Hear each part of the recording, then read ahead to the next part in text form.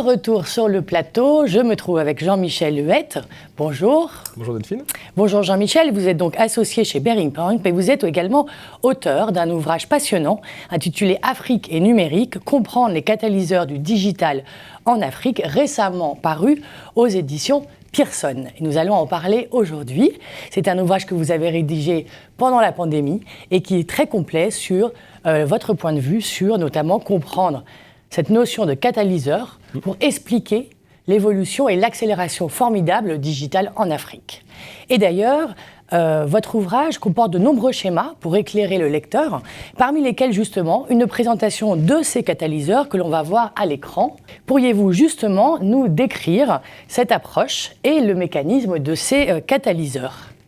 Ah oui, avec grand plaisir. Par catalyseur, c'est de la chimie, et je vous rassure, ce n'est pas un livre de chimie, j'en serais incapable. Voilà, c'est ça. Ces catalyseurs, en fait, illustrent... un catalyseur, c'est quelque chose qui, en chimie, permet d'accélérer une transformation. Et l'idée, c'était de dire d'aller au-delà du concept de leapfrog, où on parlait des sauts en Afrique, on est passé directement de rien du tout à l'Internet mobile.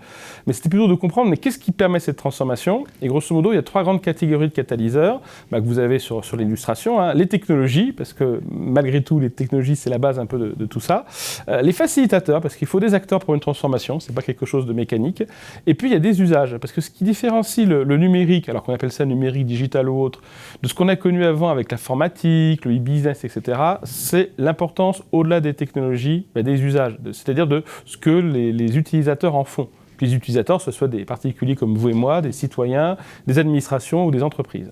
Donc quand on regarde rapidement la brique technologique, c'est tout ce qui permet de faire du numérique. Le niveau 0, on en a parlé tout à l'heure avec notamment Roger Adom, qui était le ministre ivoirien, c'est les technologies. C'est-à-dire que s'il n'y a pas de réseau télécom, que ce soit du réseau mobile ou du câble sous-marin, il ne se passe rien. Et ça, c'était ce qui s'est passé pendant 20 ans en Afrique, où grosso modo, l'Afrique a fait en 20 ans ce que la France a fait en 80 ans. Donc aujourd'hui, arriver à un bon niveau.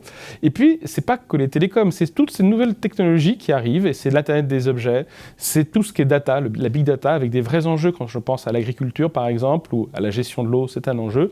Et puis la blockchain, qui est pour moi une vraie technologie intéressante à suivre, parce que ça permet de se substituer à quelque chose qui manque beaucoup en Afrique, qui est la confiance.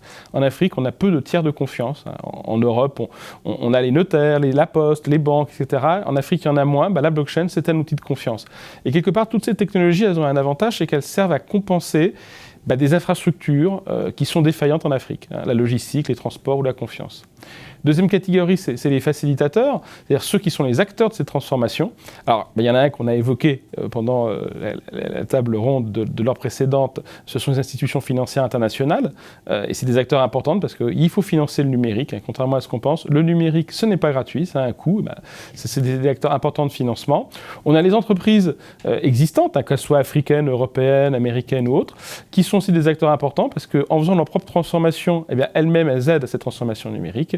Et puis, il y a les startups, parce que nouveauté par rapport à ce qui s'est passé il y a 10 ans, c'est qu'il y a réellement des startups en Afrique. Ça peut paraître incroyable, mais l'an dernier, pourtant, il y avait la crise du Covid-19, il n'y a jamais eu autant de levées de fonds en Afrique qu'en 2020. Et puis enfin, la troisième catégorie, c'est les usages. C'est-à-dire concrètement, qu'est-ce qu'on fait de cette technologie et de ces moyens pour le numérique en Afrique ? Et c'est presque le plus intéressant. On pourrait passer des heures parce que c'est même une source d'innovation, parce que c'est l'adaptation du digital aux spécificités du marché, entre guillemets, africain. C'est diversité en termes de moyens, de coûts, de climat qui impactent. Et là, il y a plein d'usages intéressants. On parle souvent, par exemple, du paiement mobile, parce qu'aujourd'hui, c'est le continent du paiement mobile, l'Afrique, plus que la Chine, contrairement à ce qu'on pourrait penser, mais aussi bien d'autres cas d'usage d'applications. On en a parlé durant la conférence précédente, l'éducation, la santé. Il y a eu de la télémédecine en Afrique 10 ans avant la France, donc un petit coup d'avance là aussi.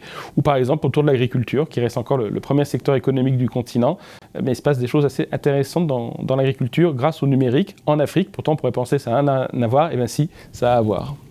Très bien, merci beaucoup. Alors justement, votre ouvrage est plein d'exemples, rempli d'exemples, et c'est ça vraiment qui est passionnant. Il est à la fois très pratique et en même temps très illustré.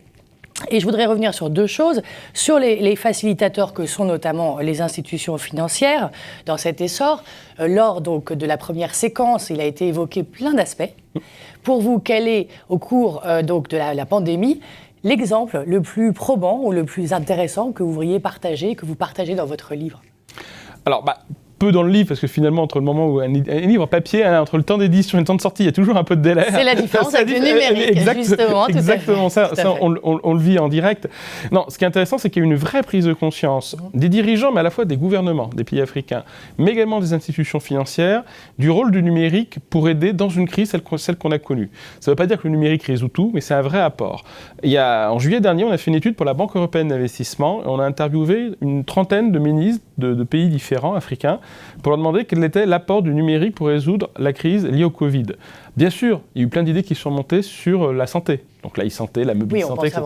Bien entendu. Mais ce n'est pas que ça. Sont montées des questions autour de l'éducation. La crise du Covid en Afrique a été une catastrophe pour l'éducation des jeunes.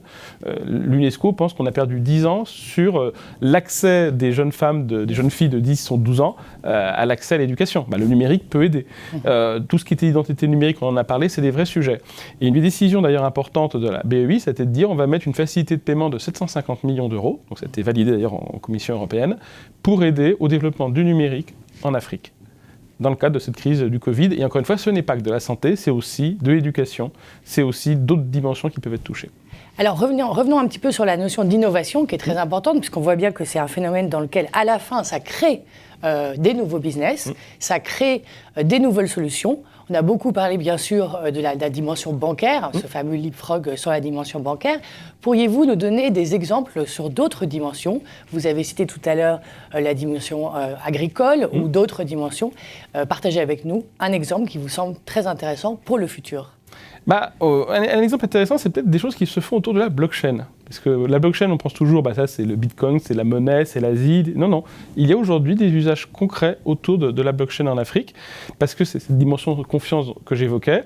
Aujourd'hui, un pays comme le Burkina Faso, alors ça c'est grâce à du financement de la KfW allemande, arrive aujourd'hui à suivre certains des décaissements et des projets publics avec de la blockchain. Donc en toute transparence. Alors déjà, ça va plus vite. C'était très transparent, c'est un moyen de lutter contre la corruption aussi, et c'est une forme de modernité, et ça donne de la confiance aux investisseurs, se disant, tiens, si un gouvernement, un pays, aujourd'hui, gère une partie de son budget sur de la blockchain, donc un livre ouvert qui est transparent, c'est peut-être un pays où il se passe des choses intéressantes. Et autre exemple, toujours avec la blockchain, c'est aujourd'hui la Banque centrale de Madagascar, qui est une des premières banques centrales au monde, qui est en train de regarder à créer une monnaie de banque centrale, digitale, numérique, sous base de blockchain. Et à quoi ça sert ? Alors, il y a plein d'usages, mais un des plus importants, c'est ce qu'on appelle l'inclusion financière, et notamment permettre aux femmes de pouvoir avoir directement, quelque part, une forme de compte en banque ou en tout cas de l'argent, sans passer forcément par leur époux, avec tous les inconvénients qu'on peut imaginer. Tout à fait. D'ailleurs, nous avons reçu récemment la ministre de l'Inclusion financière du Togo qui nous a expliqué tout ce qu'ils ont mis en place, notamment dans le cadre du secteur informel, car on le mentionne peu, mais c'est quand même 60% de l'économie et c'est souvent porté par les femmes. Exactement. Tout à fait.